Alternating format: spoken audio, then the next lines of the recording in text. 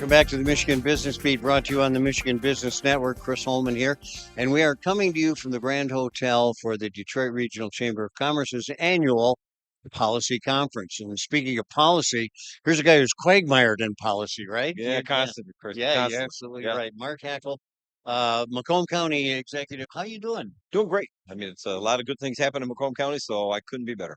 I got to be honest with you. I can't tell if you're not doing great because you're always smiling, Yeah. which is I usually am. It's like if there's something that brings you down a little bit, it's like, okay, how do you readjust and kind of figure out your day? I'm just blessed to be around, be alive, and being able to serve people. But the reality is I just enjoy life, always have. you've been doing this a while. I have. Yeah, probably about 15, 16 years now. First time I did it was the sheriff thinking about or contemplating running for county executive. I knew this was going to be part of that responsibility coming up to Mackinac during the policy conference and kind of getting Macomb County's presence known. Yeah, And so absolutely. I've been doing it for about 16 years now.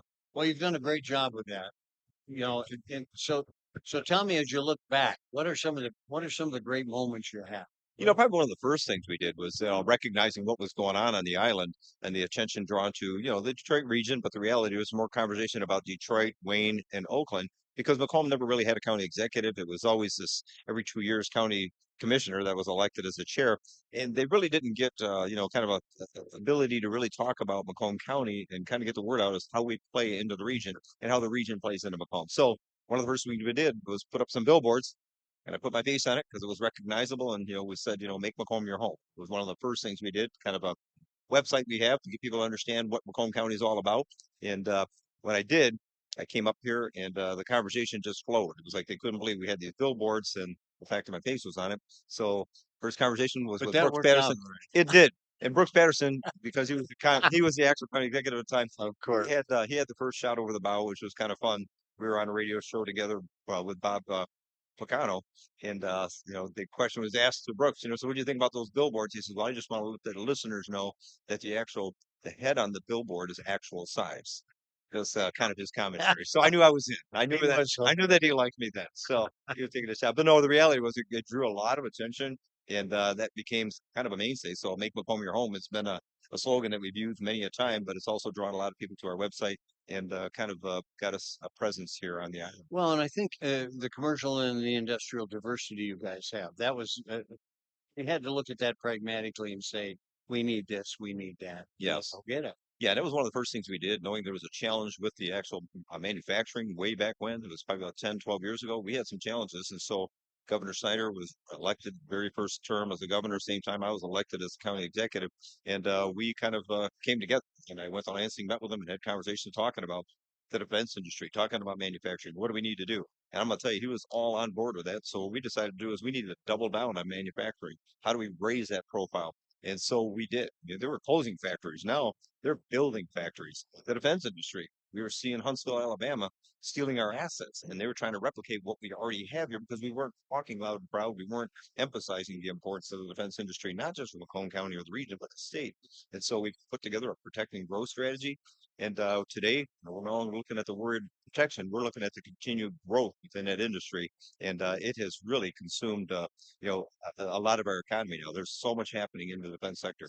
Well, you guys seem to grow at the same kind of rate and time that Automation Alley did, which included you guys, and kind of brought that conversation to regional. Yes, and it was interesting because that took place prior to my becoming county executive, and Brooks, that was a kind of a brainchild of Brooks Yes. Patterson, and Macomb County joined Automation Alley. We were part of that, and today it's been a thriving organization that has helped the entire region and beyond. And so, we're pretty fortunate because we do have a lot of partners that we engage with that are regional. And I tend to look at it not just Wayne, Oakland, Macomb, but we realize we got a great workforce coming out of St. Clair County. And so we reached out to the north and had great relationship with Jeff Holm, who's the chairman of the board up there, and said, you know what? How do we make sure that we're growing the economy and industry together with St. Clair County as well?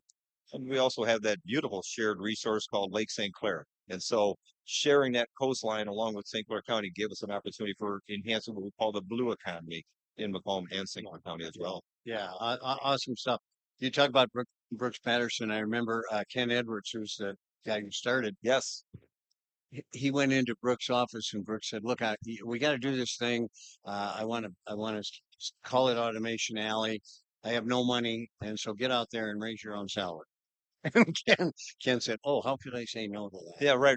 Yeah, it was actually kind of comical 'cause I did hear the story, how that kind of evolved and took place. And, I tell you what Ken did, with that organization has been Yeah. pretty astounding. And, it's been taken to a whole nother level right now. Tom And is really, Tom yeah, Kelly is really yep, done well. yep, great guy. And I mean, he's a constant presence, He is. not just within, Macomb, Oakland, and Wayne, and obviously Lansing, but even in the industry. He's always working with the people in the industry and present at their facilities as Yeah. well.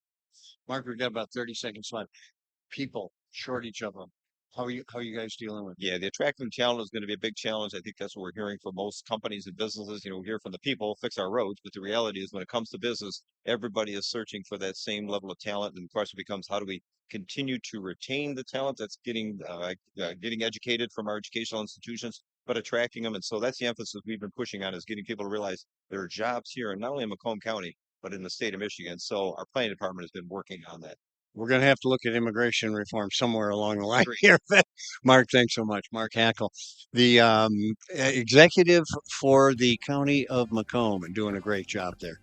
I'm Chris Holman, and you're watching the Michigan Business Beat on the Michigan Business Network, coming to you from the Grand Hotel and the Detroit Chamber of Commerce's annual policy